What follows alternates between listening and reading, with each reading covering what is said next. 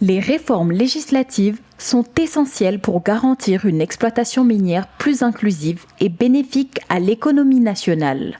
C'est dans cette optique que le ministère de l'Énergie, des Mines et des Carrières a initié une rencontre d'échange avec la Chambre des mines du Burkina Faso afin d'approfondir les discussions sur les lois portant sur le code minier et le contenu local. Retour sur cet événement stratégique pour l'avenir du secteur minier burkinabé.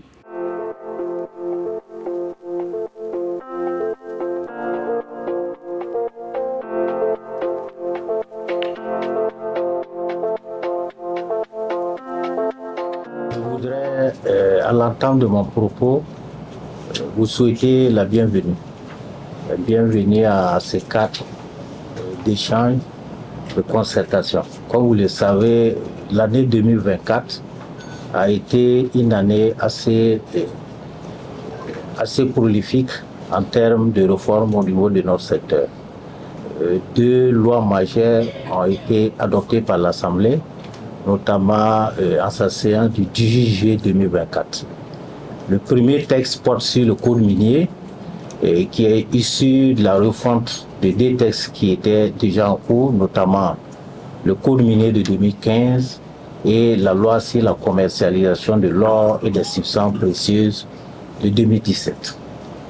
Ces deux textes ont été promulgués par son Excellence le Président du Faso le 31 juillet 2024.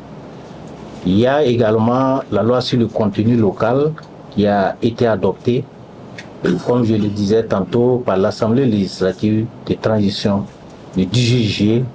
Cette même loi également a été promulguée par le chef de l'État le 31 juillet 2024. Et à l'intérieur de ces deux lois, il y a des dispositions qui ont donné un délai pour sa mise en œuvre, pour son opérationnalisation. Vous avez également suivi avec nous par voie de presse l'essentiel des textes qui ont été portés à l'examen du Conseil des ministres et qui ont fait l'objet d'adoption. Une vingtaine de textes ont été adoptés en ce qui concerne le code minier et également 4 décrets ont été adoptés en ce qui concerne le contenu local. Donc l'objectif pour nous aujourd'hui, c'est d'échanger ensemble pour que véritablement nous regardons ensemble les voies et moyens permettant d'aller vers une opérationnalisation de ces deux lois qui sont aussi stratégiques pour un secteur aussi stratégique que celui du secteur minier.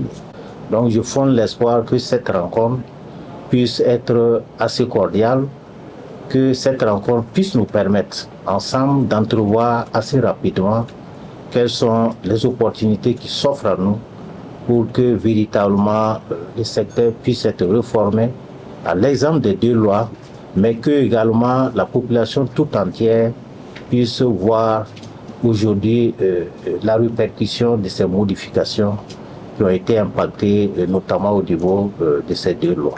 Je fonde également l'espoir que ces rencontres puissent se poursuivre et que véritablement la population tout entière puisse voir ces retombées. Donc merci à tous d'être là et je souhaite que ces échanges, comme je l'ai dit tantôt, puissent être aussi bénéfiques. Donc sur ce, je déclare ouvert les échanges sur le contenu des deux textes, des deux lois et sur les textes réglementaires sur le contenu local et le code minier. La concertation avec la Chambre des mines n'est pas juste pour aujourd'hui. Tous les jours, tous les moments avec son Excellence a toujours été un cadre de concertation. Donc ça nous permet à tout moment de venir. Quand nous, on a des préoccupations, on a toujours été attendus. Donc ici, la Chambre des mines va tout simplement favoriser en étant un interlocuteur idéal pour faire passer les différents messages de son Excellence auprès de nos autres membres. Donc la contribution principale sera de veiller à ce qu'on puisse tous comprendre ce qui a été dit et comment assister pour la mise en application. Si je prends par exemple le contenu local, vous allez voir, en réalité c'est quelque chose qui était qu'on a déjà commencé à appliquer et ça a été renforcé avec ces textes. on va pouvoir mieux recadrer le contenu local en encourageant la fourniture en local, en encourageant le service en local, en encourageant même l'emploi local. Donc c'est